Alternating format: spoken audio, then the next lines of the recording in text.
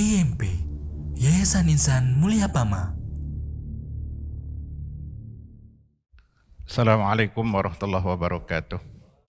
Alhamdulillah, nahmaduhu wa nasta'inuhu wa nastaghfiruh wa na'udzu billahi min shururi anfusina wa sayyiati a'malina. May yahdihillahu fala mudhillalah wa may yudlil fala hadiyalah. Asyhadu an la ilaha illallah wahdahu la syarikalah wa asyhadu anna Muhammadan abduhu wa rasuluhu la nabiyya ba'dah. Ya ayyuhalladzina amanu taqullaha haqqa tuqatih wa la tamutunna illa wa antum muslimun, amma ba'd. Fa inna asdaqal hadisi kitabullah wa khairal hadi hadi Muhammadin sallallahu ala alihi wasallam wa syarrul umuri muhdatsatuha wa kullu muhdatsatin bid'ah wa kullu bid'atin dhalalah wa kullu dhalalatin finnar. Allahumma shalli wa sallim ala nabiyyina Muhammadin wa ala alihi wa ashabihi wa man ittaba'ahum bi ihsanin ila yaumiddin.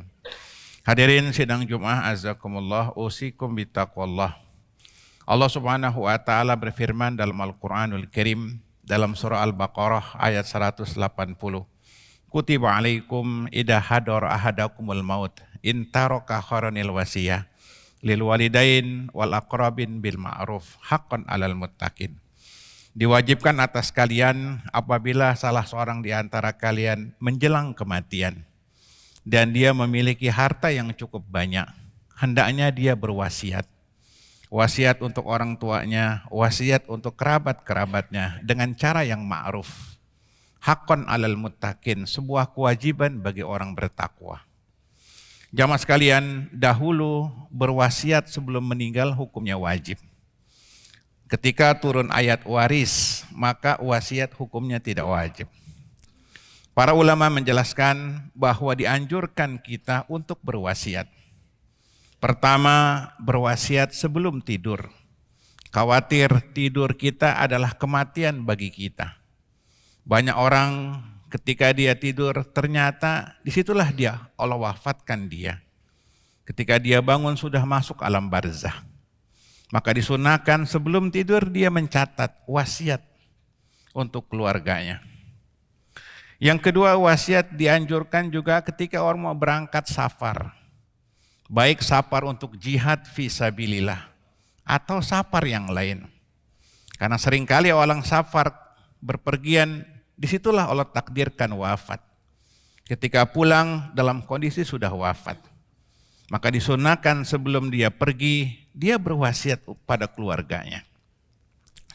Kemudian yang ketiga, sunnah berwasiat ketika menjelang akhir hayat. Ketika saat-saat kita sudah mendekati kematian dan kita merasa kematian sudah ada di hadapan kita, maka disitulah diperintahkan kita berwasiat agar kita menutup akhir hayat kita dengan kebaikan. Para ulama menjelaskan hukum wasiat ada 5. Yang pertama, wajib berwasiat, yaitu wasiat yang menyangkut hutang piutang. Ini hukumnya wajib. Karena hutang piutang merupakan kewajiban duniawiyah yang akan dituntut sampai hari kiamat. Nabi bersabda, nafsul mu'min mu'alaqatun bidainihi hatta yuqdu anhu.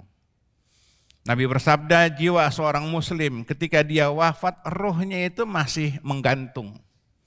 Belum diterima amal solehnya sampai hutang-hutangnya lunas terlebih dahulu.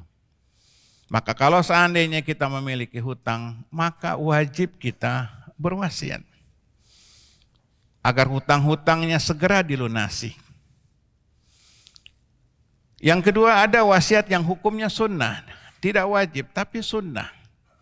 Ini adalah wasiat ketakwaan, wasiat untuk beramal soleh, perintah takwa, perintah Al-Quranul Karim, perintah mengerjakan kewajiban dalam agama seperti sholat, seperti haji dan yang lainnya, ini perintah agama.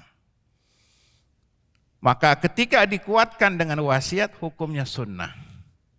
Karena banyak di antara manusia lebih menghargai wasiat ketimbang perintah Allah, perintah Rasulnya. Kita lihat di masyarakat, orang melanggar perintah Allah biasa saja. Melanggar perintah Nabi biasa saja. Tapi kalau melanggar wasiat orang tua, mereka takut. Untuk itulah disunnahkan bagi orang tua untuk berwasiat kepada keluarganya.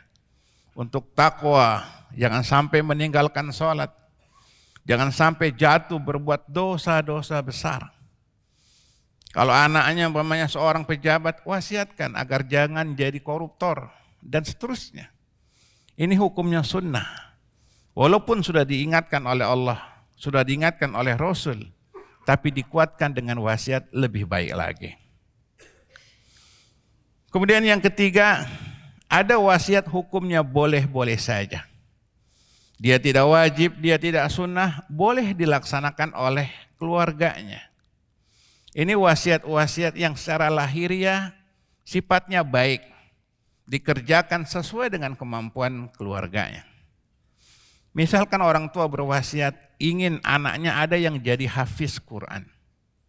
Silakan jadi penghafal Quran kalau mampu. Kalau tidak mampu tidak berdosa, tidak menjalankan wasiat orang tua. Karena ini terkait dengan kemampuan.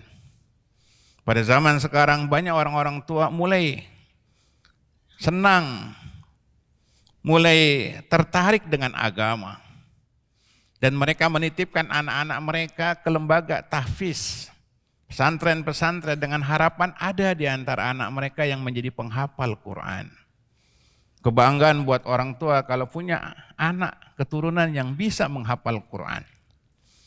Orang tuanya berwasiat, kalau saya wafat nanti, saya ingin ada anak saya, ada cucu saya yang bisa hafal Quran. Ini wasiat yang mubah. Kalau ada di antara mereka punya kemampuan, kesanggupan bisa hafal Quran, ini lebih bagus tentunya. Tapi kalau tidak ada yang bisa hafal Quran, ini pun tidak berdosa. Sesuai dengan kemampuan tentunya. Saya ingin ada di antara anak saya yang jadi dokter umpamanya. Silakan saja. Kalau dia mampu jadi petugas kesehatan, jadi dokter, maka silakan sesuai dengan isi wasiat orang tua, tentu lebih bagus. Kalau tidak mampu, maka tidak berdosa keluarganya. Yang keempat, ada wasiat yang hukumnya makruh, tercela, yaitu wasiat yang membebani keluarga. Sebelum meninggal orang tua berwasiat, kalau seandainya saya wafat, tolong kuburkan saya di kampung halaman saya. Kampung halamannya jauh, di Papua, yang mungkin mengeluarkan waktu dan perjalanan yang jauh. Wasiat yang seperti ini tidak perlu diikuti.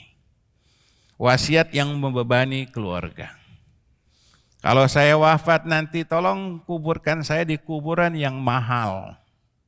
Sedangkan keluarganya miskin, duitnya enggak ada. Maka wasiat-wasiat yang membebani keluarga ini wasiat yang makruh. Tidak perlu diikuti.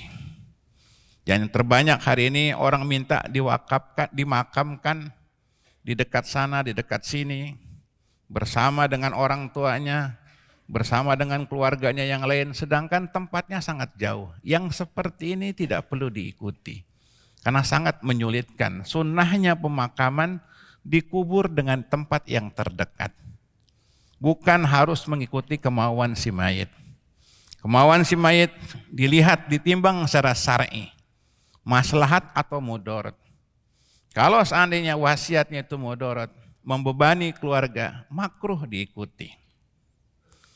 Kemudian yang kelima, ada wasiat yang hukumnya haram. Wasiat yang bertentangan dengan nas-nas Al-Quran dan hadis. Seperti wasiat yang menyangkut warisan. Ini otomatis wasiatnya batal. Sesuai dengan hadis Nabi SAW, la wasiat lil waris. Tidak sah wasiat menyangkut warisan. Jadi kalau orang tua berwasiat, rumah yang sini, yang ditempati, yang utama untuk anak yang pertama. Rumah yang di kampung untuk anak yang kedua. Rumah yang di Bekasi untuk anak yang ketiga. Ini wasiat enggak boleh diikuti, haram. Karena warisan sudah ada ayatnya yang pernah saya jelaskan khutbah yang telah lalu. Warisan sudah ada ketentuannya, tidak boleh membagi harta warisan berdasarkan surat wasiat. Atau sebagian orang minta dimakamkan di kuburnya itu di masjid. Ini tidak boleh bertentangan dengan agama. Nggak boleh masjid buat kuburan, kuburan buat masjid nggak boleh. Sepakat para ulama. Walaupun umpamanya masjid itu tanahnya dia yang wakafkan. Berapa banyak pewakaf untuk masjid minta dikubur di masjid tersebut. Maka wasiat ini tidak boleh ditunaikan. Ini wasiat yang haram. Dilaksanakan juga hukumnya haram. Jamaah sekalian, seandainya kita mau berwasiat, wasiat yang baik, wasiat yang dibenarkan oleh agama. Semoga Allah Subhanahu wa taala menutup akhir hayat kita dengan husnul khotimah. Barakallahu li wa lakum wa nastaghfiruhu innahu wal ghafurur rahim. Alhamdulillahirabbil alamin. Wa bihi nasta'in ala umuri dunya waddin. Wassalatu wassalam ala nabiyyina Muhammadin wa ala alihi wa ashabihi wa man ittaba'ahum bi ihsanin ila yaumiddin. Amma ba'd. Hadirin sidang Jumat azakumullah, para ulama menjelaskan wasiat itu jenisnya ada dua. Yang pertama wasiat jenisnya yaitu pesan ketakwaan. Seperti Nabi Yakub dalam surah Al-Baqarah berwasiat kepada anak-anaknya. Ma ta'buduna min ba'di. Apa yang kalian sembah kalau seandainya bapak sudah mati? Apa yang kalian sembah? Ini wasiat ketakwaan. Hendaknya kita memberikan pesan sama keluarga kita. Kalau seandainya saya wafat, jangan kalian pindah agama. Jangan kalian keluar dari agama. Jangan kalian tinggalkan agama ini. Kita hidup mulia dengan agama ini. Jangan sia-siakan agama ini. Karena bertambah zaman, fitnahnya semakin besar jamaah sekalian. Setelah kita wafat nanti, kita nggak tahu kondisi zaman setelah kita. Penting kita wasiatkan kepada anak-anak kita. Kalau seandainya bapak wafat, bapak tidak ridho punya anak yang nggak sholat. Bapak tidak ridho punya anak yang kerjanya dari duit yang haram, pekerjaan yang haram. Bapak ingin anak-anak bapak berjuang buat agama ini. Nasihat yang baik, wasiat yang baik. Kalau kita seandainya hidup ini tidak punya nilai perjuangan, kalau hidup ini tidak punya amal yang besar, kita berharap ada di antara anak keturunan kita jadi pejuang Islam. Jadi orang-orang hebat yang mengharumkan nama baik kita juga jamaah sekalian. Jangan sampai sudah kita hidup ini nggak punya prestasi. Anak-anak kita juga sama sekali nggak punya prestasi. Kita berharap walaupun orang tua mereka nggak punya prestasi, harapan kita anak-anak kita punya prestasi yang membanggakan kita di alam kubur kita.